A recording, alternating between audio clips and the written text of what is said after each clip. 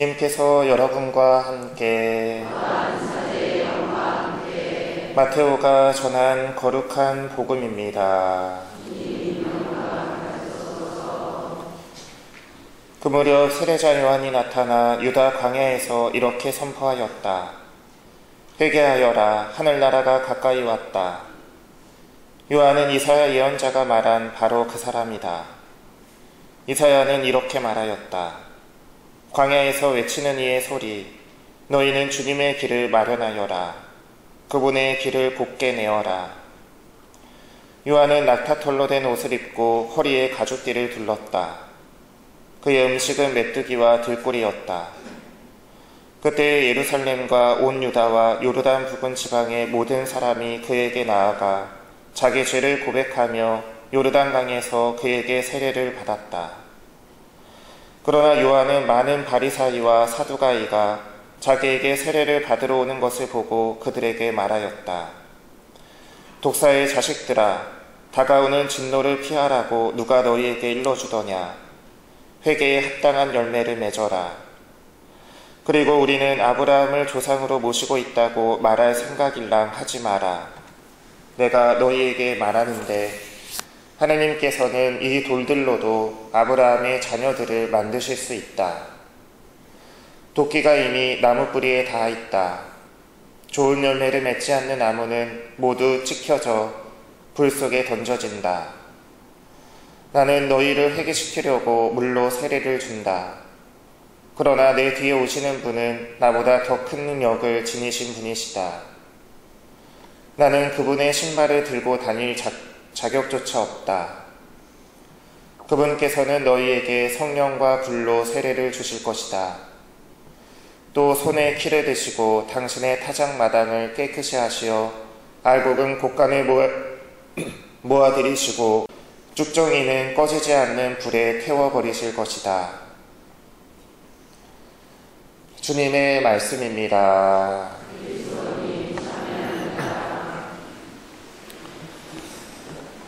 네, 찬미 예수님.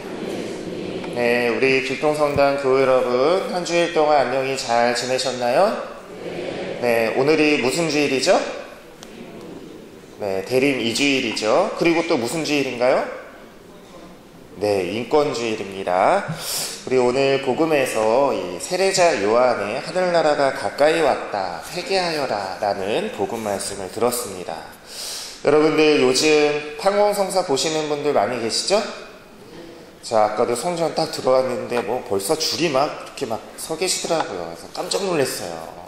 평상시에도 이렇게 열심히 성사를 보시면 얼마나 좋을까 그런 생각을 했습니다.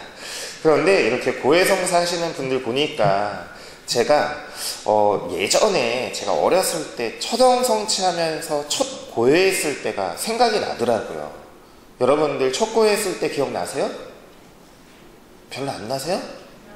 너무 오래돼가지고 기억 안 나세요? 잘? 아무래도 이 처음, 첫 시작, 첫 고해 이런 처음이라고 하는 단어가 붙는 그런 일들은 아무래도 기억에 많이 남기 마련이죠? 그죠? 저도 첫 고해했을 때가 생각이 나는데 우리 고해서 보면 고해서가 양쪽으로 있잖아요? 그래서 문이 이렇게 양쪽으로 열려요. 제가 어렸을 때 초등성체를 받았던 성당도 양쪽에 이렇게 고해서가 있었어요. 그래서 처음 이제 초등성체를 하고 처음으로 고해성사를 하는데 왜 이렇게 무섭고 떨리고 겁나는지 제가 어머니랑 막 엄청 실랑이를 했던 게 기억이 나요. 나 고해성사 도저히 못 보겠다고, 안 볼란다고. 그래서 이제 어머니가 또 떼쓰고 막 이러니까는 막 혼내고 다그치고 너 그러면은 나중에 첫 고해성사 안 하면 나중에 지옥 간다고 막 그러면서 제가 억지로 고해성사를 딱 봤던 기억이 납니다. 그래서 고해서에 딱 들어갔는데 성어를 딱 긋고 이제 가르쳐준 대로 억지로 고해성사를 딱 했어요. 그럼 신부님이 보석을 주시고 사제경을 이렇게 주시죠? 제가 어떤 분들은 이제 보석을 드리고 사제경을 딱 드리려고 나도 성부와 하려고 하면 듣지도 않고 그냥 막 나가버리세요. 그러면은 제가 그분 뒤통수에다가 막 사제경을 해야 돼요. 뭐가 그렇게 급하신지 꼭 사제경 받으시고 그리고 물론 이제 깜빡하시고 까먹으셔서 나가시는 분들이 계시겠죠.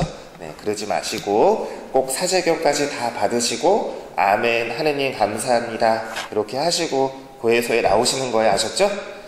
네, 제가 막 급한 마음에 막 뒤통수에다가 막 하지 않게 그렇게 신경 써주시기 바라겠습니다.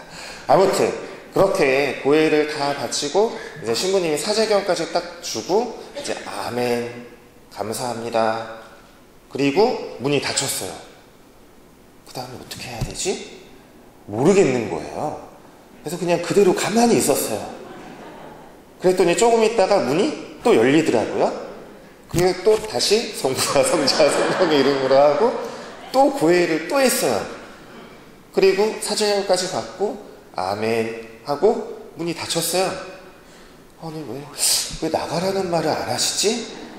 내가 고해성사를 잘못했나? 그리고 또 그대로 있었어요. 그랬더니 또 조금 있다가 문이 또 열리는 거예요. 그리고 또 성부와 성자 했더니 신부님이 너 아까 개지? 됐으니까 빨리 나가! 그랬던 기억이, 그래서 제가 되게 큰 잘못을 한 줄 알고 신부님을 피해서 막 도망다녔던 그 이후로 그러다가 붙잡혀가지고 복사도 하고 그랬던 기억이 납니다. 아무쪼록 우리 교우 여러분들 고해성사들 많이 보시는데 우리가 고해성사를 볼 때 신부님한테 사제에게 고백을 하는 건가요? 아니죠. 하느님께 예수님께 고백하는 거죠. 여러분이 어떤 잘못을 어떤 죄를 고백하더라도 사제들은 여러분들의 고백의 내용을 남들에게 발설하면 절대로 안 되는 그런 법이 있어요.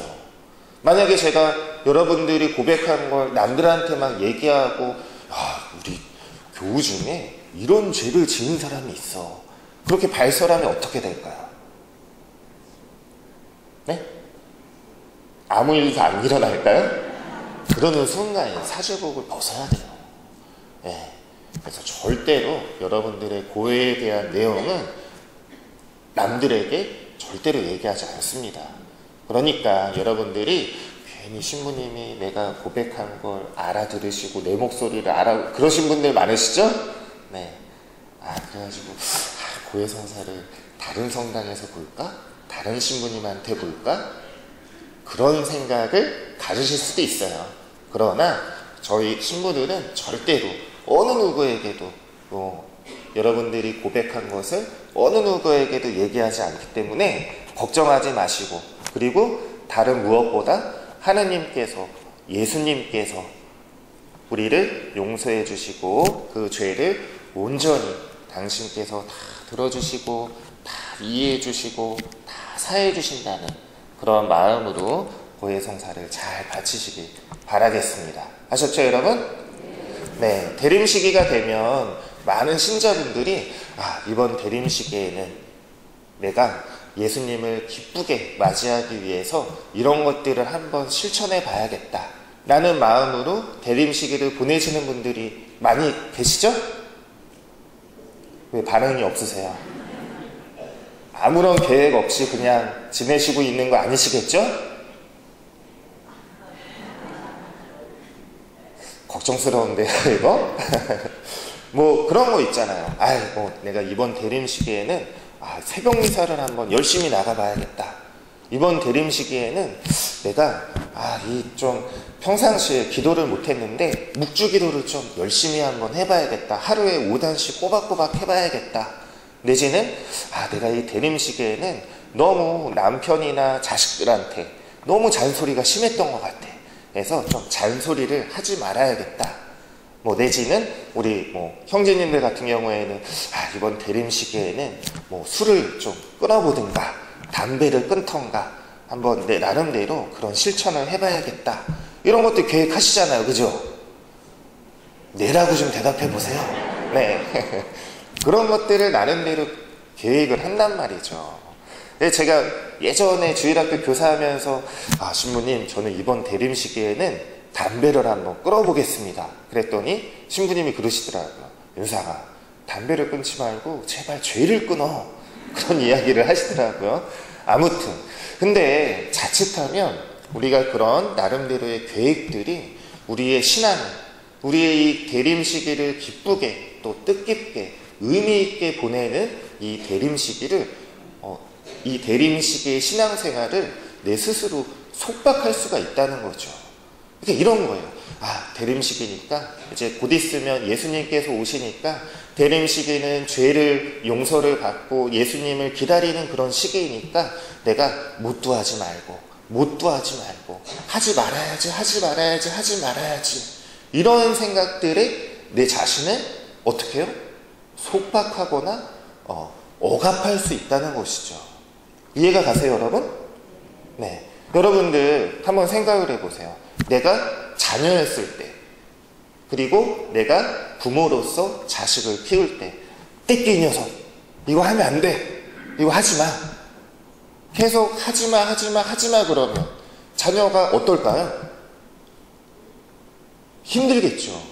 이것도 하지 말라고 하고 저것도 하지 말라고 하고 그러면 그 스트레스가 내적으로 차곡차곡 쌓인단 말이죠. 그럼 나중에 어떻게 돼요? 폭발해요. 예기치도 않은 상황에서. 그러면 작은 일이 큰 일로 번지게 될 수 있는 그런 우려가 있단 말이죠.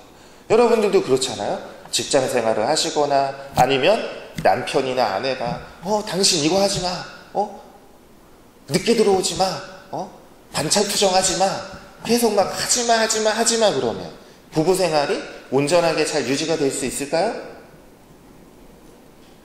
네. 오늘따라 참 대답이 없으시네요. 네. 힘들어요. 아무튼 하지 마 그러면 우리 신앙생활도 이 대림 시기를 보내면서도 우리가 죄를 고백하고 죄를 짓지 말아야 된다는 생각에 이것도 하지 않고 저것도 하지 말아야 되고 그렇게 하지 말고 하다 보면 더 이상 내가 할 수 있는 게 없는 거예요. 그러면 신앙생활이 자꾸 진처럼 느껴지고 나를 엇박하고 나를 속박하는 것 같고 자꾸만 무거워지고 이런 마음이 든단 말이죠. 그래서 우리가 이 대림 시기를 보내면서 하지 말아야지, 이것도 하지 말아야지 이런 마음으로 우리가 이 대림 시기를 보낼 것이 아니라 예수님을 기쁘게 해드릴 수 있는 그 무언가, 내가 할 수 있는 게 무엇이 있을까 라는 마음으로 이 대림 시기를 보내면 어떨까라는 생각을 해보게 됩니다.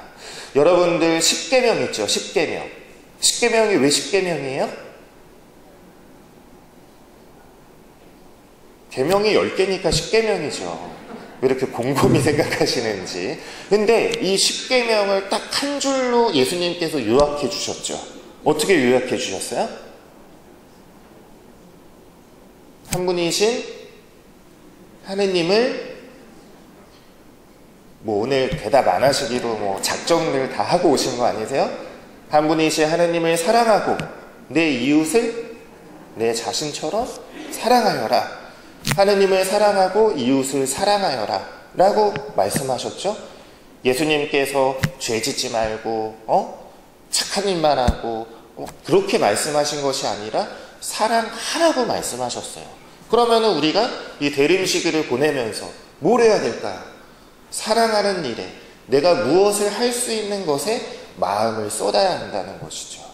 여러분들 10계명을 보면 첫 번째, 두 번째, 세 번째 계명은 하느님에 대한 사랑을 이야기하는 것이고 나머지는 우리가 서로 사랑하면서 살아가는 그 7개의 계명을 이야기하고 있잖아요.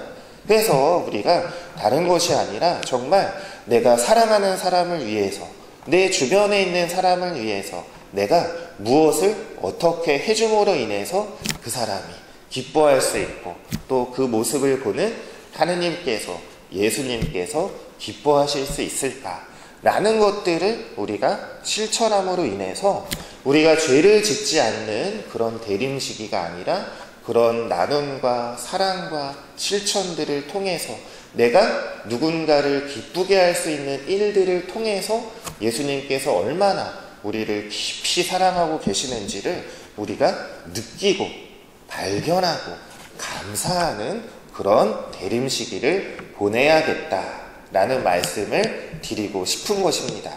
오늘 복음에서 세례자 요한이 하늘나라가 가까이 왔다고, 그죠? 회개하여라, 하늘나라가 가까이 왔다라고 이야기를 하죠. 여러분, 하늘나라가 어디 있어요?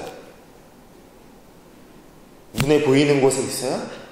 아니면 저기 하늘나라에 있어요? 제 마음속에 있어요?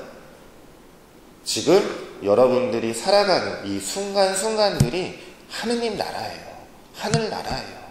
내가 하느님의 사랑을 깊이 느끼고 또 그 사랑을 누군가에게 전하고 또 그럼으로써 다른 누군가가 나의 저라는 사랑으로 인해서 감사하고 고마워하고 기뻐하는 그 순간순간들을 살아갈 때 우리는 지금 이 순간 하늘나라를 살아가고 있는 것이죠.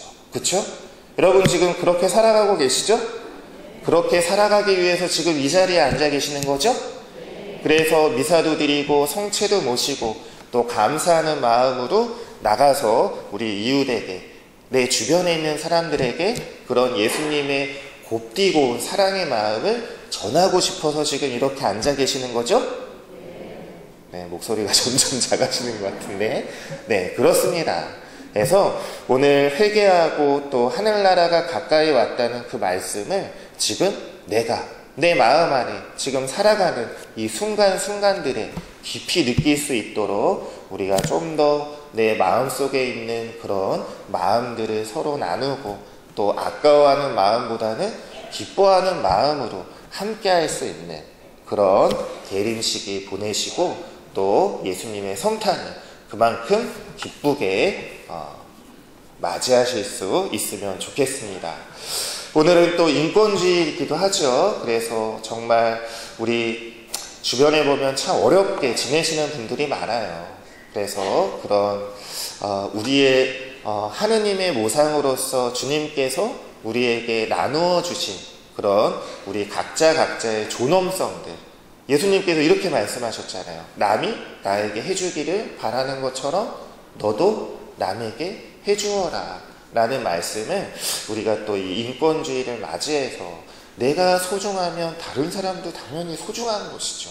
그래서 그것을 서로 지켜주고 그럼으로써 서로 존중받고 또 함께하는 그런 마음 안에서 내가 우리 형제들을 정말 하느님을 대하듯 예수님을 대하듯 그렇게 존중해주고 배려하고 또 이해해줄 수 있는 그런 또 한 주간 맞이하시고 또 기쁘게 이 대림식이 보내시기를 바라겠습니다.